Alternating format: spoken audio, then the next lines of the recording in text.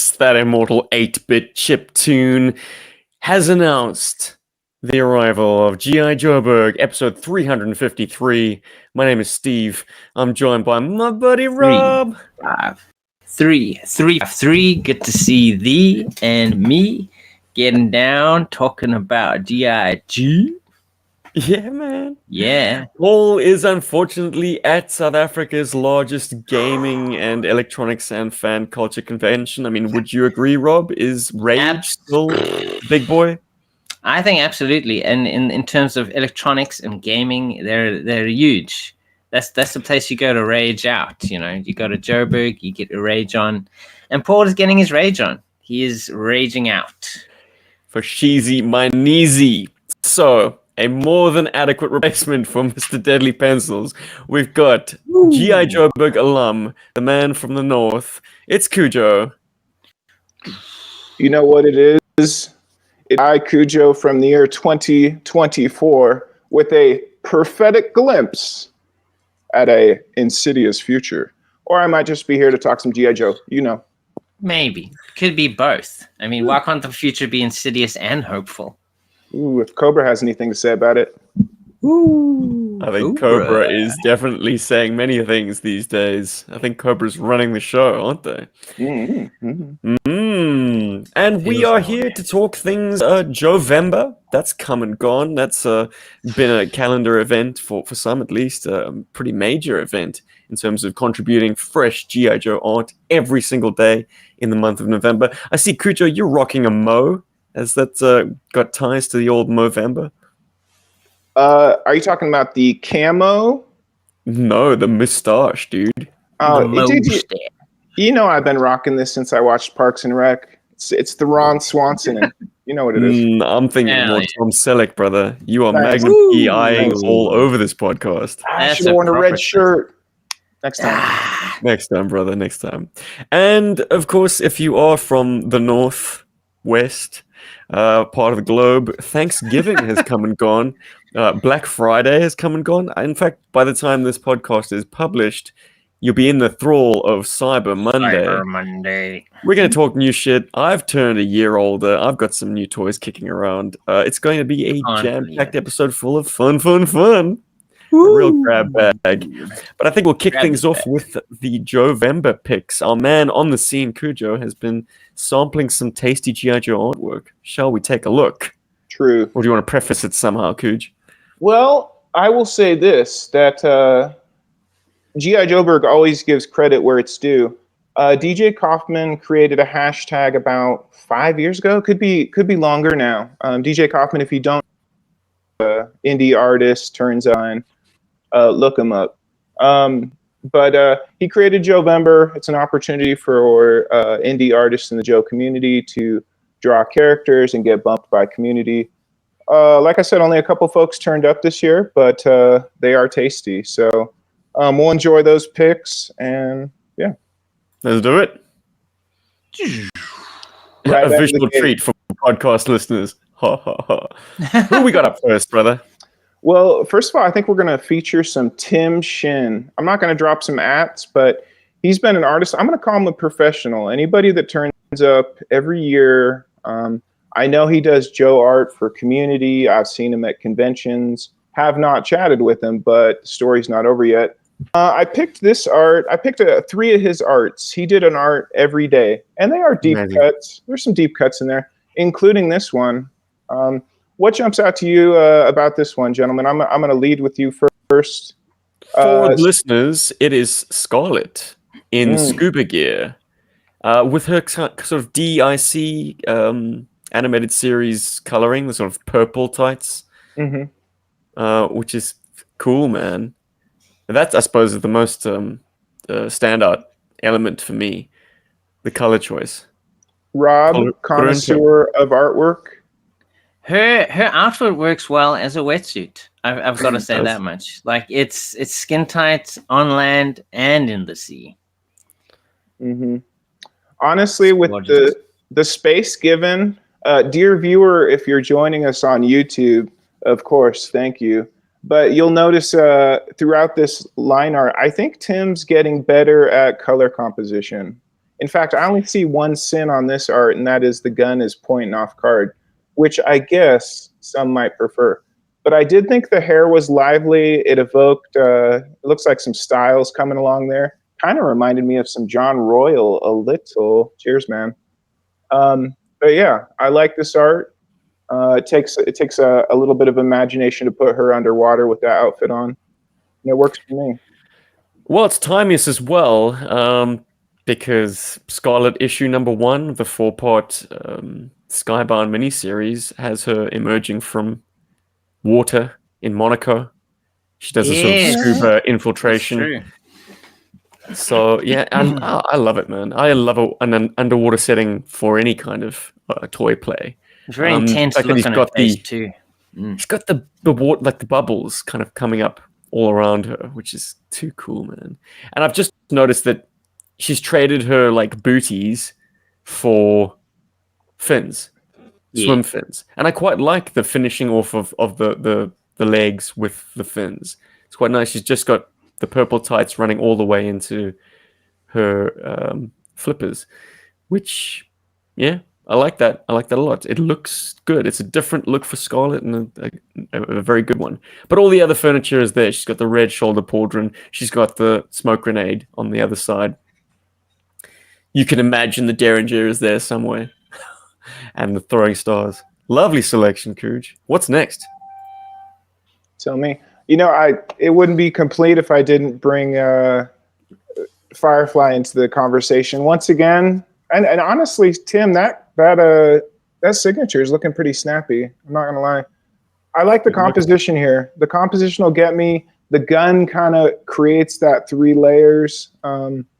It's good. What are you thinking, Steven? Rob? I like seeing flesh hands with Firefly. I didn't think I would, but it's a good color break. Yeah. Well, also, I mean, you'd think he wouldn't wear gloves the whole time. I mean, especially with the difficulty of the sort of equipment he would work with. You kind of want to be more fine and kind of set up your explosives. And you look way more cooler when you're kind of running away from an explosion. Especially if you zip up your backpack, for sure. Yeah, no, Firefly's still the it dude. I haven't seen him on the new Energon universe. Let's see what he's up to. But no, this is a good look. It looks good. I'd like to see Tim Shin on some GI Joe comic art, to be honest. Gorgeous. Yeah. Well, especially when you do deep cut fan nods, like keeping Firefly's submachine gun green. Yeah. It is astounding to me how much I've come around on an action figure's weapon, even if it's colored strangely, is their weapon. The coloring is as much a signature part of that gun's appearance as its structure, as its function, as everything else. Which is why when people say they want recoil to have any color but blue guns, I'm like, no. They got to be powder blue as well. Got to have those cool powder blue guns, dude. The color choice is the color choice. I'm a toy guy. Boy. I will die on that hill. Steven, let me climb that hill with you. I do think when you're talking drawing G.I. Joe art, a superhero is what they are. They have ripped muscles. I think you have to, I'm not saying you have to draw a gun correctly, but you have to know how to draw the gun and then draw it with style. I think the gun is the character on a lot of pages in G.I. Joe. I could do a whole chat about that, but no, whenever I'm drawing Joe, I'm always like, actually the main character in this piece of work is the gun. Get the gun right and everybody else works. So. Yeah, it kind of folds around it. Especially, I mean, a lot of them do have signature weapons. And if you don't get those right, you kind of lose a little bit of the character. Well, it'd be sick on a recoil arm up scene in the movies as he throws that gun on the table and breaks out baby blue spray paint. Just goes, that'd be nice. Well, guys, if someone is ever going to depict recoil in a comic book and they do the powder blue guns, that's when I perform a backflip. Right off my comic reading table, I just flip into the back wall with excitement. I'd watch that. That gets some looks. I'm down for that. Destroy my shelf in the background. Lovely. All right, next up we have the first lady of Cobra La herself, Pythona. with this lurid green, lime green skin. And my God, what is her outfit composed of? Presumably living things. But nevertheless, it hugs her form tremendously. Living, but not edible, Steven. Let's make that distinction. Tim is flexing here. I think he feels these characters now. He's been drawing them for a while. I think this is a great cut. And honestly, green on green, I wouldn't have thought it, but I'm not mad at it. No, but like the Cobra Law environment just screams that like sickly green and shades of green. Yeah. To set her up against anything else might have been too stark a contrast. It's lurid. It's gross. It's a great choice of character. I mean, especially with them. I mean, Kirkman bigging her up in the Energon universe now. Like she's kind of like the ambassador of Cobra Law and kind of entering the wider universe with the. I think she's featured in Void Rivals currently. Need to catch up on that, but her design is so strong that it makes you wonder why the citizens of Cobra Law don't look more like her. I wouldn't want to take her down from her pedestal because she looks incredible, but like with those serpent eyes that she's got, or cat's eyes, however you want to understand them, like that's what a serpent sort of mutant character should look like right off the bat. So like, she's just the ultimate Cobra Law baddie, as far as I'm concerned. Design-wise, nothing comes close. Nemesis Enforcer, too busy. Globulus, what the hell? The Royal Guard, we don't see the fleshy creature underneath. Pythona is absolutely like the emissary of Cobra Law. She is the face of this race, as far as I'm concerned. The Cobra 100%. Law guards are rife for a modern interpretation. Can you imagine those guys descending, going la la la la la la? That'd be terrifying. They're too clean, man. They're too like unified. They're kid friendly. That mask, it feels like I don't know, like anime a little bit. You could probably reinvent them to kind of make them more biological to a certain degree. If you kind of, I don't know, because I mean it's meant to be snake people, but they could be more like insect-like, kind of, and mandibles. I just see Robotech when I see the design. Yes, that's what I was looking for. Crossed. Good man. But dude, this Tim Shin card that he's drawn, colored, inked. Hey, Tim, we'll take a GI Joburg card. We'll do that. Yay! Heck yeah. Next year. Well, I'll circle back, but I think we have some more art in this gallery. We have Joevember. 3 more works, as I recall. Who's this by? You know what? I don't have that answer for you, but I do have the other gentleman that turns up every time this year, and of course I'll always offer free art to him because, quite frankly, he's one of the best promoters, low key. John Thurman, always. Yeah, he always reps the art that he's either commissioned at conventions or people have given to him every year. And you're kind of thinking, and you're like, well, how many new people join a given social media? It makes sense every year to introduce people to these artworks that may not be seen anywhere else. So I tip my cap to John. So this character, they call him Crake. Is that correct? I thought I was going to go with, is this one of your more favorite visual interpretations of a Cobra Commander? But if it's not him, then well, it is and it isn't. Spoiler maybe, but in GI Joe Cobra and the IDW series, depictions of Cobra Commander, it's like a procession of Cobra Commanders. It's a figurehead. Many people have held that position, held that title. Reason being, he gets assassinated.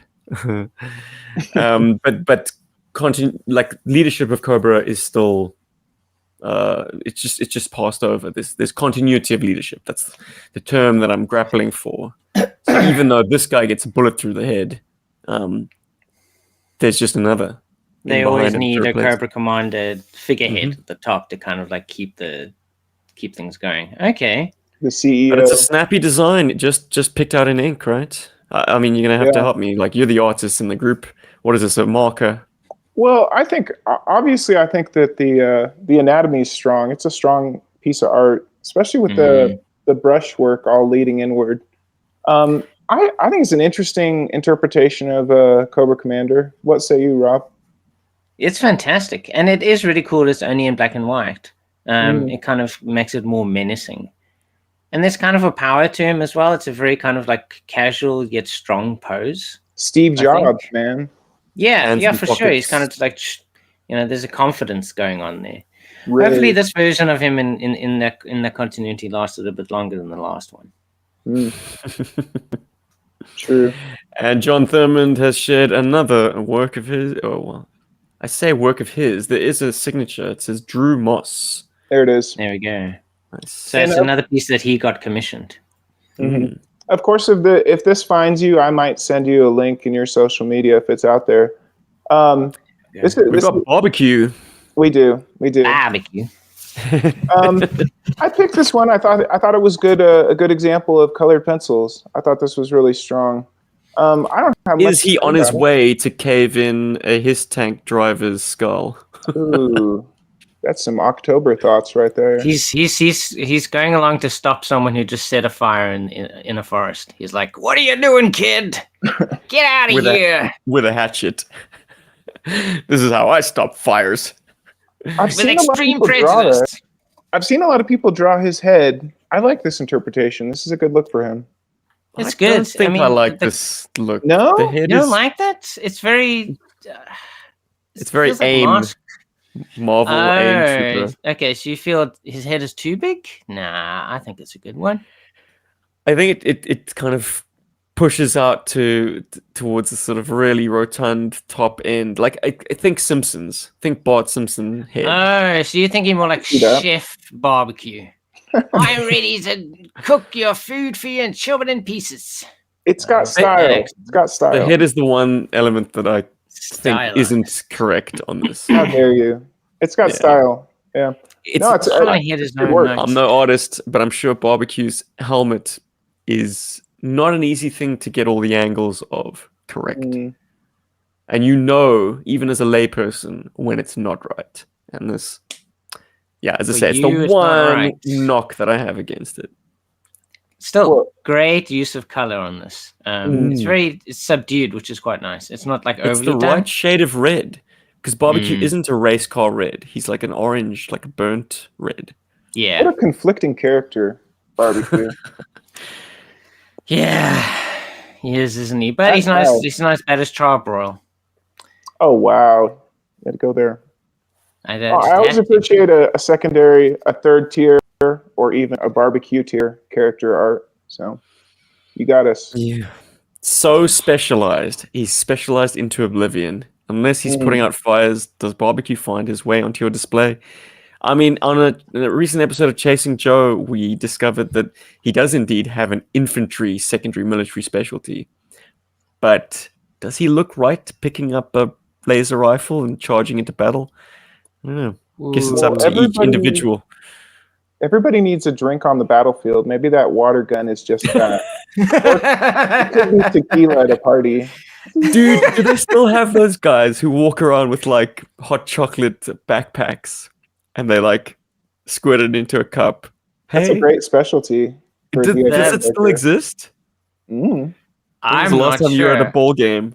I certainly have not been at a frat party in some years, so I'm not sure if those exist. Rob, they used to have them at like rugby matches when we were in school. No. Guys used to like, it was like R2 for a cup. And they'd squirt it into your mouth. That's crazy. No, men walking around squirting in people's mouths. They had cups, fool. Oh, okay. But if you were feeling it, remember at your La-di-da school, the day Weinberg beat Ronda Bosch, because that often happened. Some might argue that our society has fallen because it's not keg stands now; it's White Claws. Some could make that argument. I don't know. I wouldn't. I love White Claws. And we do need sponsorship at GI Joburg, so. Can always use some more money. I will shill for anybody. The last piece of artwork that John Thurman posted. Gotta do it. Rowdy Roddy Piper in his Destro garb. He's doing a surprise attack, like wrestling move on a blue shirt.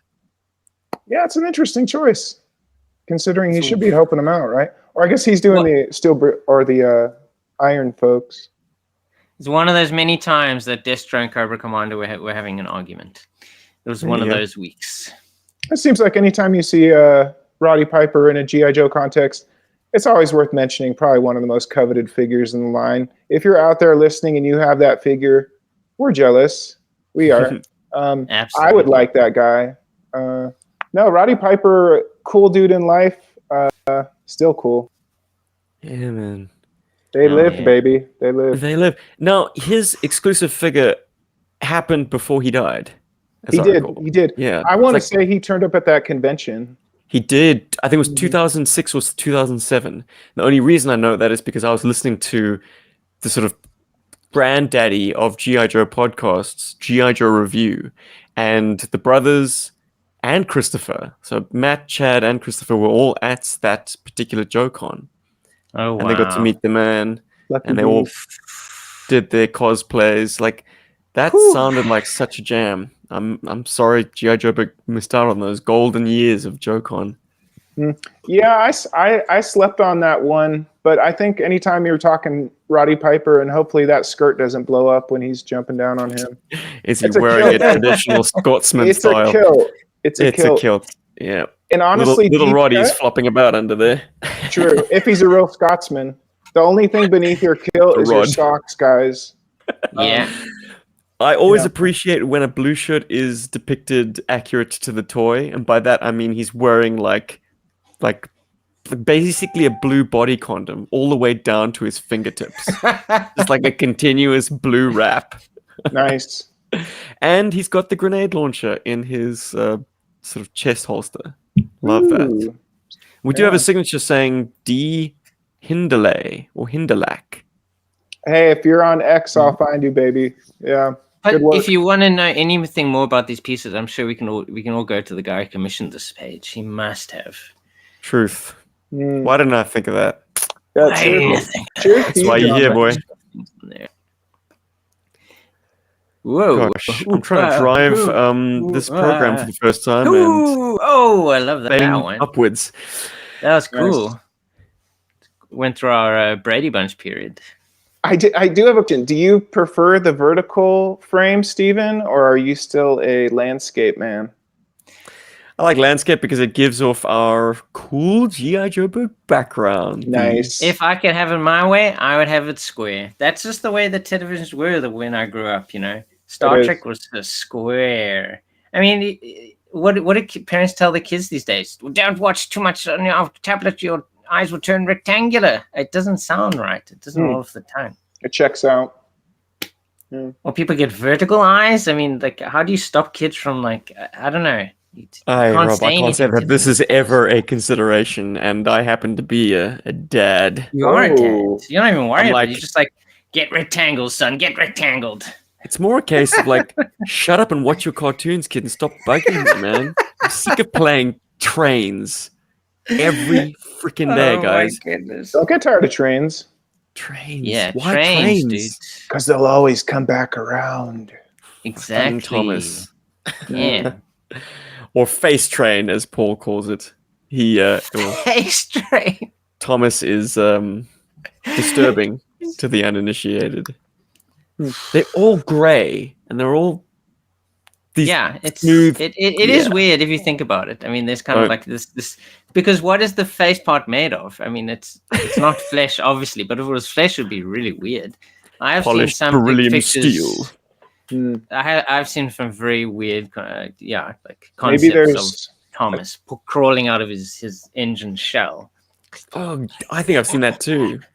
There's some creepy Thomas memes, but what if there's a Tiger Force Thomas? That could be interesting.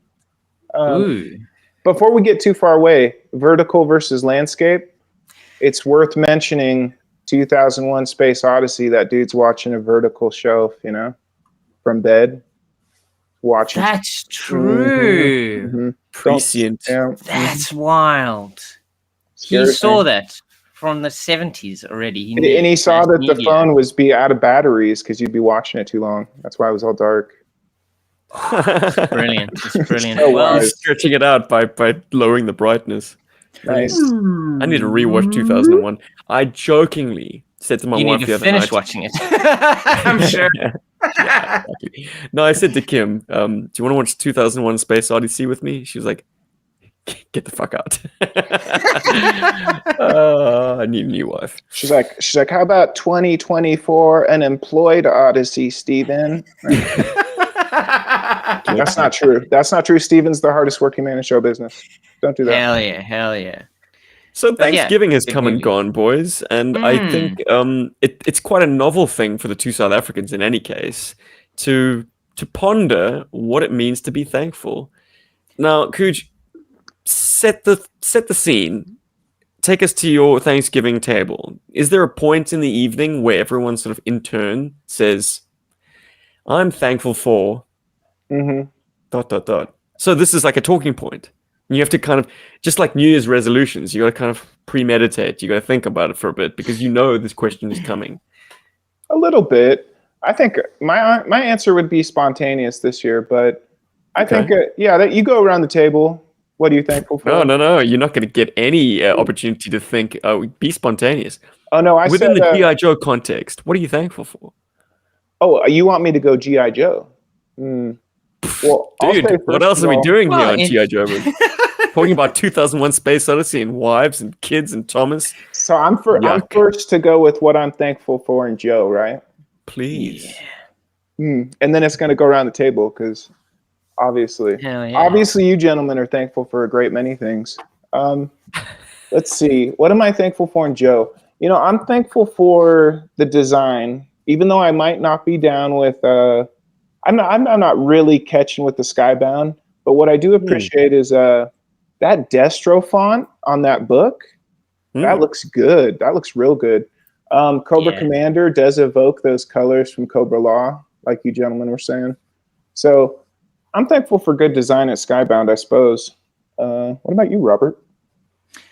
I'm thankful for it. I think possibilities. It feels like there's a lot that can happen right now, with obviously Skybound having picked up GI Joe, and then kind of expanding that idea outwards with the popularity of the classified line. Yes, it's a scale that I don't necessarily force myself to collect, but it's doing stuff. It's moving forward. It's created more opportunities for more people to get into GI Joe, I think. And Super 7 with their Reaction Plus line, I think they're slowly getting to. I mean, obviously we've only had one wave so far, but it's nice to see the possibilities for GI Joe going forward.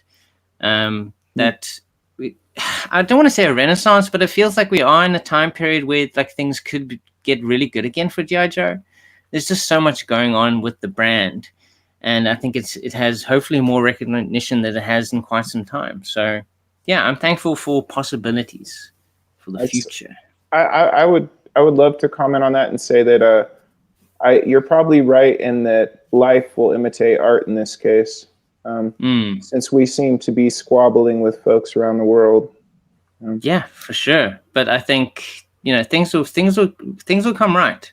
I think 2025 is a new year. There's new possibilities, new things can happen, whether good or bad. But the thing is, it's also the context they happen in, I think. So even if things feel bad, they might actually be moving in a good direction. I don't know. Let's see what happens. Stephen, what are you thankful for in GI Joe today? We're gonna get into some of it on our new shit segment because on the very petty kind of surface level, I'm thankful for the plastic. I'm thankful for the plastic. So much good plastic. Oh no, let me not say so much, because I've always been about quality and not quantity. Like my hauls have typically been pretty modest, and this birthday is no exception. I say that, but I did get a general. But yeah, bits and pieces from various different sectors of GI Joburg community have really thrilled me, and they've been surprises. Which, yeah, how often can we say that in this hobby? Because we are always responsible for gifting ourselves. So when you do happen to get just a surprise bauble, yeah, man, you feel like a kid again. But like, to answer this question in the here and now, I think my answer is going to be I'm thankful for the revelation that is Chris Mooneyham. The artist. just made his On return to GI Joe: Real American Hero with issue 311. Now, some say that his style is stylized. It's not as kind of well. Gary V puts it best on Chapman's Assistant's Motorpod when he says it's not as much of a house style as Segala's, the artist who he is kind of alternating with on the book. But when I look at the way he draws vehicles and I see exactly how like surgical his line work is, I think to myself, nah, man, stylized is style over substance. It's form over. Man, I'm talking myself into a corner here. I'm just saying, like, he's got. you the like that he technical- kind of feels more true. Like he can draw the vehicles as they are. Like Oh, as we've can grown up he ever? seeing them. Have you ever seen a better looking Rattler or Mamba? I gotta say I haven't. Like those It's are very evoking the accurate golden to era the of like drawings. Rod Wiggum or Ron Wagner. Mm. It's stunning. Does he have these toys to hand? Or is he just that good at envisioning how they look from the front, from the sides? Has he been watching GI Joburg's reviews of said toys? Nice. I'm gonna say It's yes, he has. amazing. Reading issue 311, and I will recommend this to anyone, even though GI Joburg is no longer like hard and fast reviewing the ARA stuff because we found it to be a little bit diminishing returns, maybe. Chris Mooneyhan's return has injected some real excitement into the art, and that has made and that combined with the fact that this is the big fight that we've been building to for what seems like a long time now. 10 issues. 10 issues, 3 factions all coming together and throwing down in the most spectacular way and stunningly brought to life by his artwork. For the first time in my life of reading comic books, I have wanted to have this issue, a physical copy of this issue, without any speech bubbles and without any lettering whatsoever.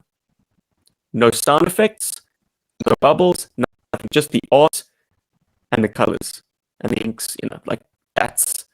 I want to flip through this book without any interruptions to the visuals. Yeah, No I would. whops. No Mamba Squadron standing by to augment attack. None of that. I can follow the story with perfect clarity without a single word on the page. Give me the art. Give me the pure art. I'm going to ask you, editors, on this book. I definitely would not put words all up in your face that flattens the page. I think, like you said, there's some nice stuff there. You could really see it. The lines would Funny you say flattens the page. Absolutely. The sound of particularly just the font, the cleanness of them does pull me out.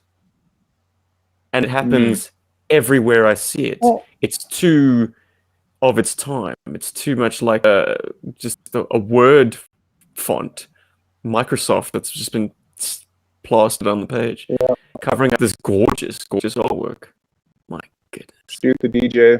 So where does that leave us? I think we you were got some talking good about shit. how thankful we were. Steven, so you were mentioning how thankful you were for plastic. How would you show us some of that new plastic from your birthday? Oh, boys. Amazing. Well, the opening round can be this delightfully heavy hunk of plastic called the Thunderwing Jet from Whoa. 2004. I reviewed it on the channel. If you are a YouTube member, you will have seen it. It is incredible and demands its own video, absolutely. It's a later toy. It doesn't feel necessarily like classic GI Joe, but it is, of course, GI Joe. And it just has a lot to offer. If you hate gimmickry, you're going to hate this. But I've come around on jets with handles, and I do like me. What's that? Well, look, think about it this way. The aircraft from GI Joe are some of the most awkward things to handle, because where do you hold them? Think about it. Fair enough. Night Raven, Sky Striker. How do you grasp them? This kind of takes out the guesswork. You got this very convenient handle. And oh man, is it full of sound features. I mean, you press a button and the engine starts up. It's motion sensitive. So if you tilt it up, it'll say going up. It's got gun sounds. It's got bomb sounds. You can switch to missiles.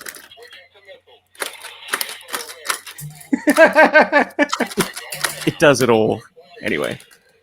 And then, with the press of a button, the engine shuts down.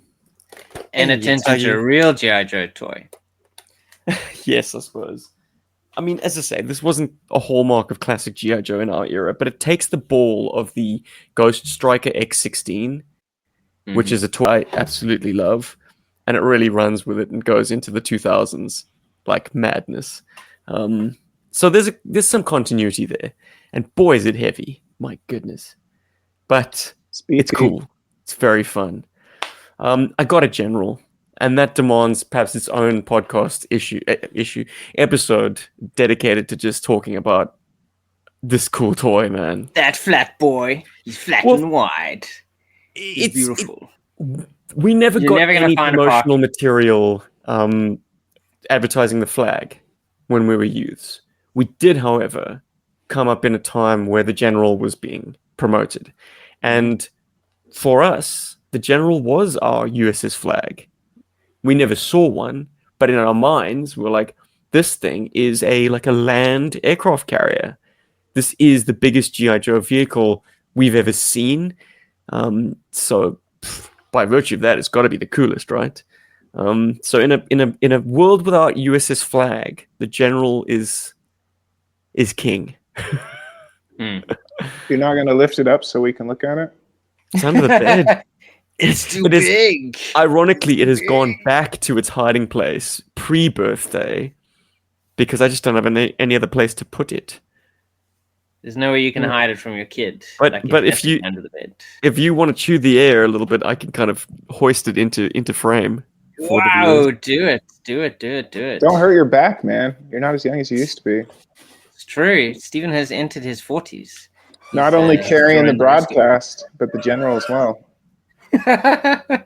Oh man, the deadlift, General lift. Oh, not with the back, Stephen.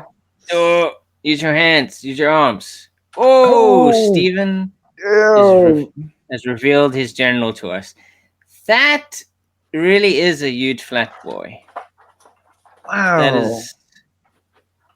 It's so wide.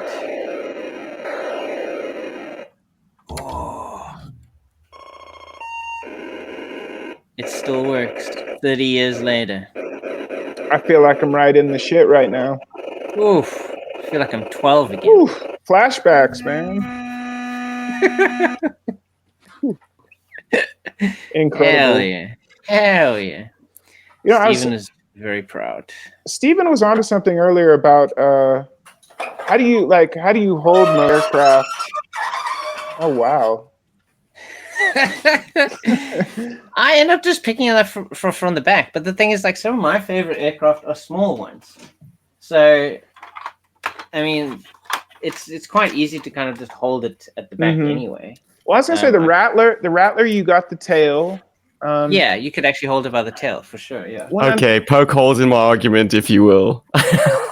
No, I was thinking, honestly, the funnest plane I ever remember piloting as a kid had to have been the land speeder from Empire, because you can just kind of dip along, you're at eye level. Do whatever you want with it. The snow speeder, you mean? It's got that nice grill on the back. It's tactile. When you said land speeder, I was thinking Luke's Tatooine speeder.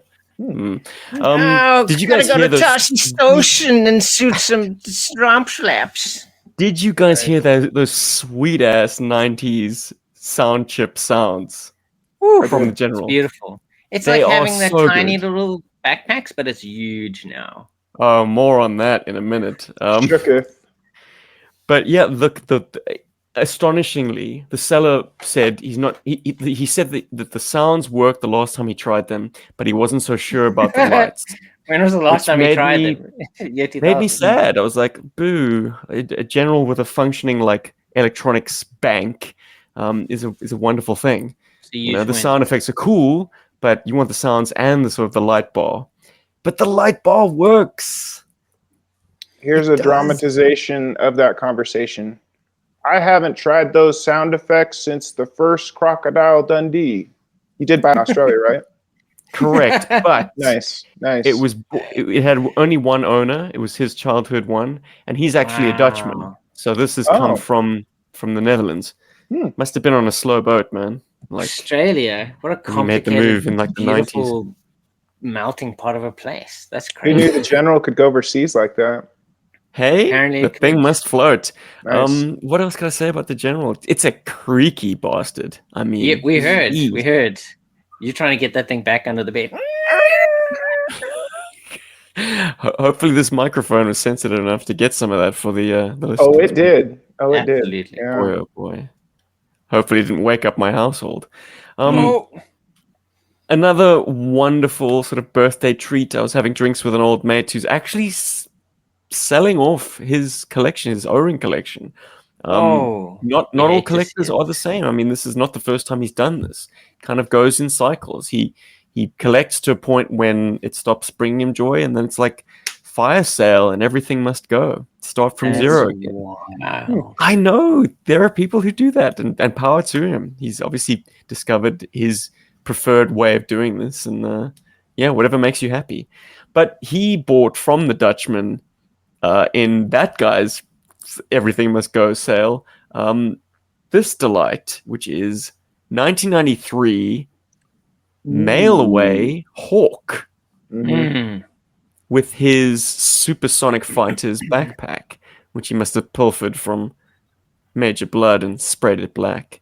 I never in a million years thought I would get this figure, and I had missed out on it because Matt bought it from the Dutchman for a song. Like, no one else bid on this figure, and that's astounding to me. Like, this guy never comes up. The fact that he was being sold here in Australia, no one jumped on it. It's just absolutely astounding. It passed me by. Matt jumped on it, and because he did, and because he wants to get rid of his Joes, I guess I planted the seed. I wormed my way in there into his consciousness, and he parted with it my direction, which I'm more than over the moon about, because, like, as I say, never imagined I'd have this figure, and there's some mystique to a figure that has very unexpectedly just fallen in your lap. Like, True. I'm still kind of waking up to this realization. It's still dawning on me. Like, I own one of those. My goodness, I was watching this absurd review on the YouTubes for this figure, and the guy was like, "Yeah, they're pretty common. You can get them for like $10." This review was only 6 years old, but that just does not seem at all realistic to me. I mean, his gun alone on eBay will set you back, I don't know, 30 or 40 US. Just the accessory. Yeah, that's a wild looking gun. It's Hawk, 1991 General Hawk Jetpack Hawk's gun, but cast in the lime green. Oh, this figure is so deliciously 90s. And let me tell you one thing more about what enhances my joy for this pickup. The fact that the sound and lights still work. Oh, wow. Does this not take you back to 1992? It does. It does. Oh, so good. Going to the arcades, going to the little cafe shops, playing Street Fighter. And the final thing that I'd like to bring up I'd like to bring up in new shit. This is a YouTube video that will be dropping shortly after this podcast. And Rob, you can help chime in on this one. Ooh. If you got him, hold him up. Whoa. From the gents of podcasts from the pit, the Red Okami is now in GI Joburg's collection. Guys, that's too sexy. What's going on? It's incredible. So good. Like, he's like a cyber ninja. I think that's how I described him. Where did he come from? Delta 17, Cujo, my man. Delta 17, the new O-ring collection of figures that arrived without Kickstarter, Ooh. without crowdfund. These guys just showed up. Someone, bankrolled an entire toy line, That's a good and move. Yeah. they're fucking great, man. They are really, really good. Yeah. I- No, they're absolutely incredible. Like I've- they're I've- basically like, yeah. No, go ahead, brother. Go ahead. No, please, you go ahead. I was just going to say I was vaguely aware of these guys, but yeah, enlighten me. Check this modular backpack action. So he's stacked with 2 swords, 2 blade attachments for his removable hands, and a gun, which can also plug into his hand. But you can strip that down and kind of take it apart. Yeah, And then you just just have go- the swords on his back. As Just it have should the be. swords on his back. It's a 2-piece affair. This is a 6-inch or a 3 3/4? 3 and three-quarter. inch Yeah. O-ring, just like it was absolutely- intended. It's so good, and like it Wow. feels. Doesn't feel like a classic Joe, but it doesn't feel bad like the Hasbro reissued the Snake Eyes and the Storm Shadow. Like those felt awful to touch, but this actually feels. I don't know. It's like silky smooth. It's gorgeous. And we spoke about it offline. Like, is this? Well, no, maybe this is actually a conversation I had with Matt over sort of birthday drinks.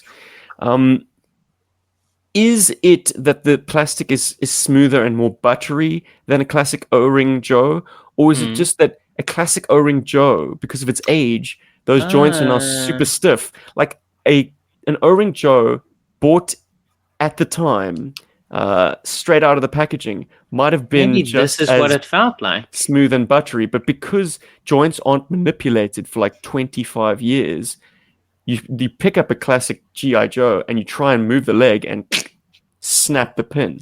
Yeah. Like maybe they all were this buttery. I can't honestly tell you. All the sizing, all the engineering of this seems to be perfect. Yeah. I will say this. All the tolerances are great. Wild Tell me Weasel about it. was pretty cherry, so maybe that red plastic is conducive to Look, being. Yeah, maybe This there's is a our magic first- in red. Like No, it- this is our first Delta 17, but people speak highly of absolutely every figure in the range. And there are a few. This is not a one-trick pony. Like, Delta they've got good 17, guys and man. bad guys, and sort of mid-ground characters. I'd like to create some artwork for these gentlemen. I think do It's it. a They're good-looking head absolutely sculpt. gorgeous. Yeah, I mean the whole figure is really good. I mean even down to like the feet. They got that cool little designs on there. Like it. Yeah. Well done, gentlemen. Well, Thanks again to thank you Podcast from to the Pit. There we go. Very kind And of for yours truly, since I got this via their collaborator in Australia, a fella called Aaron. He's got a channel called Ronnie Trickshot. I don't know if you've heard of it, but the guys on the I've heard the YouTubes. I've heard the name. Him and Shark Eyes do a show together. I think they alternate week to week. So actually, link will be in the description below. Yeah, there Check we out go. Mr. Go down Everybody. under into the description and find it. You know what? Trickshot's not a bad code name. Dude could like ricochet bullets or canisters off things. I got this. That is a really good. Yeah. Let me Or it bounce could just this be off that really corner. cool at billiards, you know. I've never done this before. So yeah, I think that's a good round out for this conversation. Like, what are we thankful for? People who give us stuff. We're thankful for the community. I mean, like through thick and thin. I mean, like GI Joe fans just kind of stick it through, you know, which I think is fantastic. You know, when there's no toys, when maybe there's no comics, when there's tons of things coming out, just keep on going. And obviously, you know, like when they can't find things, you know, first party things, they make their own things. You know, like with the Delta 17 figures, which are obviously very reminiscent of GI Joe, and the fact that they're 3 3/4 inch O-ring definitely puts them in that wheelhouse. And yeah, I mean, community is, I think, is what we always say it is. You know, it's about. It's what keeps these things alive. I think longer than longer than the companies themselves keep these things alive. And yeah, it's the community that's made it possible for new stuff to come out, like Classified, for the Skybound stuff, for whatever comes out in the future. Community is where the possibilities begin. And riffing on that, I guess, I just want to say I'm thankful for this venture. This thing called GI Joburg has been the one constant in my life at the moment. My life is completely unrecognizable to the way it was only 4 short years ago. But the one thing that stayed pretty much the same is this right here. These conversations week to week with my best buddies. There we go. Long may it last. Cujo, I interrupted you, brother. No, I was just going to say, obviously we're Godzilla -1 today because Deadly Pencils isn't here. But yeah, no, I don't want to curb that energy. I'll say what I always say, and that is, yeah, you're GI Joe. If you're listening, guess what? You're GI Joe. But no, I think you are the resistance. I don't know if it's resistance. I always. Oh, I thought you were doing a John Connor thing here. Nice. I might be in 5 minutes. Check back. No, I would say that GI Joe can really teach you what is important about foundational ethics or whatever. You got Larry Hama, wrote the best textbook in the world with the file cards. That was decades ago, and we still remember that stuff. That's important.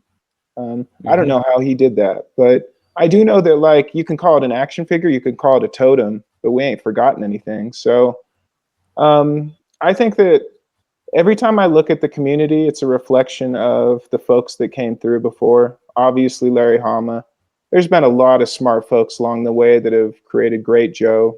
Chris Ryle at IDW. They turned out some great stories. And of course, yeah, I can complain. Of course I can. It's a lot easier to complain than it is to create. So yeah, I think just the people and the generosity involved. And I'll echo that with community that for the 4th year in a row, I did 11-11 with Justin and Dustin, who are 2 veterans from the military. And honestly, that's what it's about for me, is enjoying good company on the annual, on the however I catch up with you guys. This is continuity that nobody else can flex, especially now. So I think it is important. I'm not gonna downplay it. I mean, look what you guys have accomplished. 353, baby. Yeah. Accomplished. Yeah. Still sticking around. Yeah, exactly. Persistence is our only accomplishment. We're still here, guys. We've met some amazing people on the way, and you, dear listener, if you've stuck with us through thick and thin. Anyway, we've done our anniversary episode already, so that's in the rear view. Let's not do any more stuff. Congratulations. Thanks. Thank you. Rob masterminded the whole spiel. Check out episode 350 if you haven't. Rob takes us on a merry tour of our first year in podcasting. Oh yeah. I can't wait for episode when you get to 99. Well, year 2. Oh yeah, absolutely. I'm going to be doing year 2. I've already started re-listening and making notes. It's going to be great. Goodness. Wow. Hell yeah. So wow. 375 maybe. I mean that's a nice number, isn't it? Coach, I think off air you suggested a sort of a quickfire topic about building the most dangerous action figure. Oh yeah. Well, hey, I don't need to give too much context, but if you don't know, speaking of customization, Black Major created the Bounty Viper, which is their analog for Boba Fett. And I did, watching Chasing Joe, see that Ben Flying Retro did say that the Viper was one of his favorite sculpts. And I was like, seriously? But I had a second look. I'm having a feel, and I don't know if the Viper body is worthy of Boba Fett. So I have to call on the experts, of course. Let's keep the head. The head is good. Yeah, I don't think you could find a better analog for Boba Fett's head in GI Joe. At least offhand, trying to think about it. Battle Android Trooper's got the same. Oh, what am I saying? Laser Viper, boys. Ever seen a Laser Viper's helmet? That's bulky AF, though. It's I mean, bulky, but it definitely takes design notes from Fett. Obviously the interrogator, but for the Oh, sake of yes, design, shit. for the sake That of would be a good design, one. we're keeping the Viper head. And I did see, what is it, General Hawk, 4 grenades on the chest. That's a pretty dangerous chest. That But is a good option. I don't know. What's your most dangerous chest? Let's start there, Steven and Rob. The chest that explodes, it breaks itself. I defy you to find a Battle Android Trooper, a classic O-ring Battle Android Trooper, whose screw hole is not cracked. No. And this is not. I mean, I don't want people to now start unscrewing their bats, but there is always a danger that that sucker is busted up in there. Something about the thinness of it. But no, that's a whimsical answer to a serious question. Like, very in serious. universe, the most dangerous chest? I don't have an answer for these myself, really. Popped collar disco distro. So you want one bare-chested Boba Fett is what you're going for here. Yeah. Okay. No, okay. I'm once again taking the piss. Rob, what have you got? Have you got anything? Well, I'm just going through Jojo, and I mean, like some of them, you don't want to add too much detailing to it, but you want kind of like a symmetry to it, and maybe with different coloring, you could actually do something nice with the Rock Viper's chest. Like it's difficult to see, but it's very straightforward. But I think you can do a nice like paint job on that. It's got Some nice grenades textures up top. to it. Yeah, you could put Or like a couple of pouches. grenades up there. Mhm. Change the coloring, the texturing. I think you could do something with that because you don't want to be overly designed for the chest. I feel. Well, if you're gonna do wanna add sort of too the much in Mando there. thing, like, are we trying to observe the armor of Boba Fett? Because then you want to go with like a Charbroil. He's come up before in this Oh, conversation, that could be a good but one. he's got a very prominent armor on his, and he's got shoulder pauldrons on his arms. Well, the You can artwork go does. crazy Anyway. with that. I'm not trying to go Charbroil, not those shoulders. The No, BFPK guys. Oh, some of them. could I be can see some of those designs lending themselves. Maverick. Mm. Dangerous. Toxo Viper's pretty dangerous. Cast that in Boba Fett colors.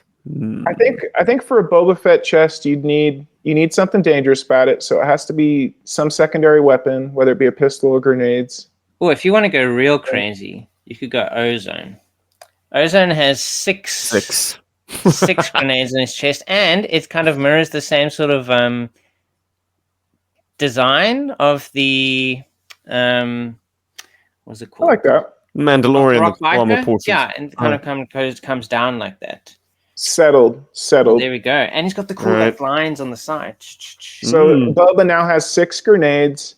I think we have to go with what Destro's right arm with the rockets. You have to go there, hell right? yeah. You can't not So have that leaves the left arm. left arm. Snake Eyes Scarlet. version 2 has got okay. the dart launcher on his left Oh, arm. he does. I Left was going to say Scarlet has the Derringer, but then that kind of like the sizing of the arms is very different. It just occurred to me now. Snake Eyes' dart launcher is on the same side as Destro's rockets. You They're see, both they don't put righties. stuff on the left hand. They don't put stuff on the left hand. Maybe Firefly's knife is on his right arm. That's possible. Doesn't he have a knife on his forearm? He might. V1, possibly V1. Oh man, does Sci-Fi Star Brigade version have his minigun on its right hand? Oh, Once wow. again, it's righty. They all put everything on the right hand side. Boo I to don't that think there's Iceman. much danger you can really add to the left arm, unfortunately. All right, Super 7 Bat. Oh, Super wow. 7 Reaction Plus Bat. They have removable left sockets as well as right. There you go. No robots. No robots for No Boba Fett. robots. Didn't you think Boba Fett was a robot when he was initially introduced? He It's spoke in a possible. very It's cold possible. Yeah.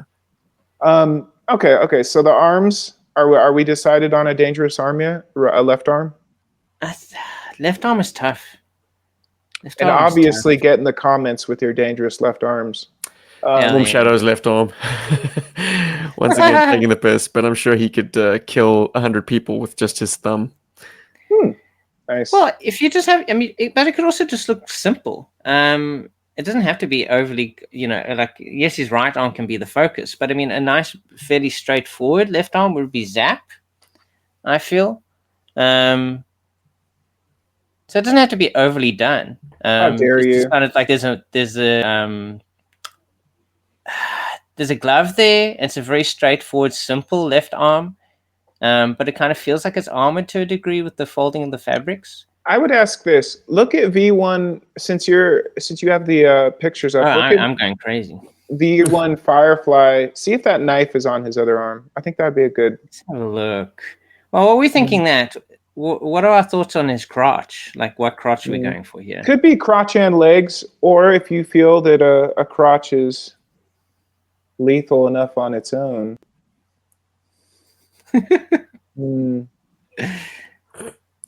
Isn't there a guy? Oh, it's Steamroller who's got a revolver right on his dick. Settled. Steamroller it is. All right. Okay. Yeah, Well, he's got a gun cock piece. He's got a gun. That is. He's always fully cocked. That's some Robert Rodriguez stuff. Firefly, unfortunately, has his knife on his right hand. Damn it! Boo that man. Which is bizarre because that implies that he's pulling it with his left. He pulls it with his left. It was all a dream. Yeah. He's shooting with his right. He's shooting with his right, and he has to be able to pull the knife out and use it with his left. I mean, that's pretty CQC going on. All right. You're my favorite. No weapon on the left arm, apparently. Yeah, I think you just kind of have to it has to stay quite simple. No, Boba Fett always had like combat pants. Like he had bulky. They weren't armored. They were just fabric. Yeah, they're just on like the lower half. duffel pants, essentially. But very signature, like stitching on the pockets or pleats.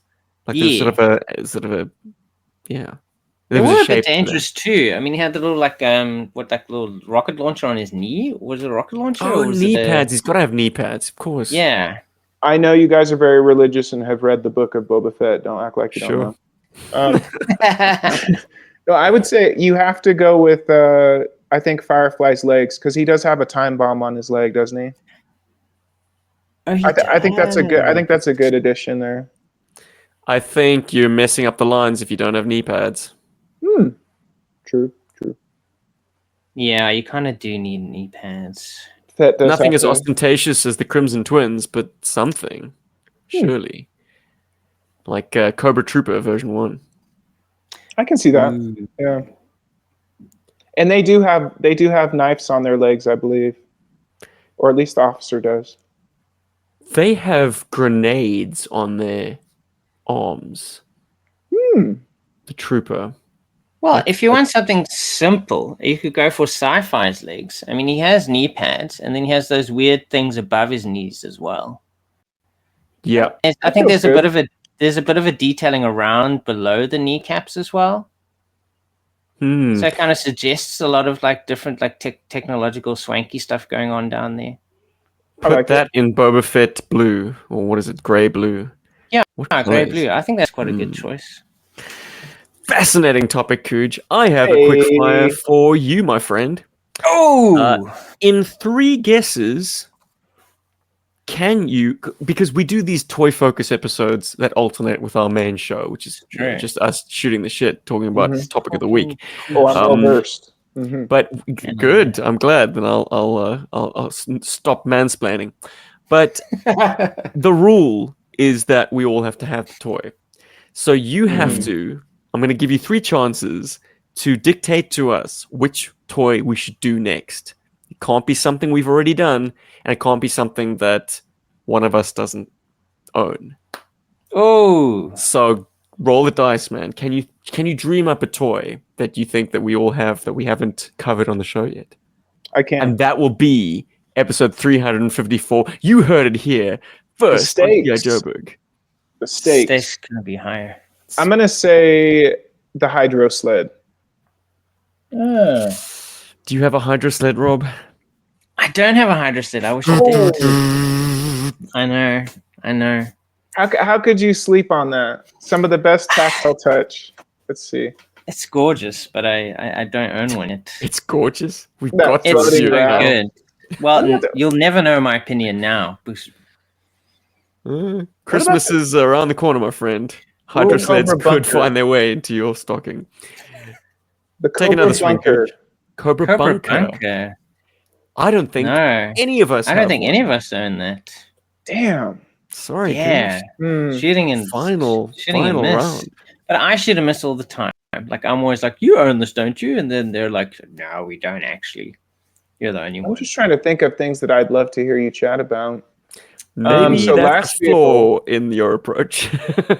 We I should did- add these to the list, though. I did listen to the Armadillo talk. And I did have opinions about that. Also, hell yeah. AVAC is what a fascinating jet. Ooh, my battery's dying. It could get interesting here in a second. Don't die. Give us your last one quickly. How much? Don't leave us. 8%. All right, hold on. Good I can Don't do leave this. us. I can do this. Last Dangerous vehicle. You know what? Silver Mirage. Oh, I still don't own one of those. I think Paul and Stephen both own that. Nah, Paul doesn't have either. I have enough. I have enough to sort out my boys, but they're not. They're broken. That's not ready yet. So that's could- an episode for 2025. I could give you a broken Silver Mirage just for the sake of doing it on the show, but I don't think that gives you a full impression of the story. You could promise me one, and that means I own one. The Silver Mirage is. It's wow. It's wow. It was all. It's dream. gorgeous. But that's I always don't the know how to problem. Is fix that I played those. with all of Steven's toys. So like, I mean, I always feel like I've owned so much more than I have. Like I have more experience with more toys than I own actually, which is it's kind of cool. Oh, you know what? Cool. I don't know how much longer I can stay on, but the sun is rising, so I might carry you guys Sun outside in a coming second. out. Whoa! Get- Get us Nah, out I think there. we're gonna let you go, my Cujo, my man, my Rob, my man, my Stephen, my man. My person. We are GI Joburg. Oh, We hold are on. 350. Whoa! Ooh. Ooh. I had one more thing to be thankful for, actually. Yes, please. Nice. Let's hear it. Let's close it out here in probably the last time I'll be on here in 2024. And let me say, because I will dip out in a second, because I can hear somebody calling me. No, I'm thankful, like I said, for community, but more specifically that it's easy to not consider yourself and what you're up to, but it's also on the folks around you to recognize who you are and to appreciate. Not that folks in GI Joe, everybody's as special as everybody else. There's no hierarchy. There's no this or that. From day one, if you create a signal, you're right here with us. But I would say that I'm thankful for you gents.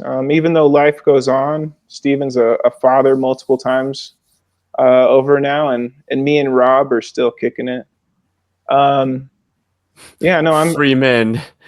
Good lord. Freedom. I would not say free, but I would say that no, I'm very thankful for you. And since folks can't defend themselves when they're not here, I'm thankful for Deadly Pencils, Paul Lopser, who I hope will catch this and know that I've very rarely seen as talented a colorist and an artist as him, and a person who turns up and keeps his composure. Somebody who's been in the spotlight for however long you guys have been turning up now. Yeah. And know that I got a mail away hawk. Dangerous. Or he did. Yeah, Ooh. Paul, you're good people. We're all thankful for you. Yeah. And hey, we ain't done. And I'll always say that whether it's Joe Community, whether it's me or Paul. And I would love to see Delta 17 or Valaverse, whom has some incredible designs, tap the community. Like let's continue to turn up, because there ain't that many brands that are really hanging out anymore. So, draw your own conclusions, but we turn up, and we'll always turn up for you folks. So I'm thankful for this wall of people, which might introduce some dead air, but that's the joy of this stream platform we're currently on. never. Yeah. Good people. Dave just reached out to me a couple weeks ago, and we always talk every time there's an election. So let's continue to do that tradition as well. Nice. And those are they, the Mhm. patron tribe. And we're out. 353. Who knows what 353. toy we'll talk about in 354? Anything But, can happen. hope everyone's keeping safe Yeah. out there. It's a wild Yeah, world. stay thankful, stay good, stay alive. You got this. I believe in you. You're my favorite viewer. Oh yeah. Yo, Joe. That's you. You're right there, over there. I see you.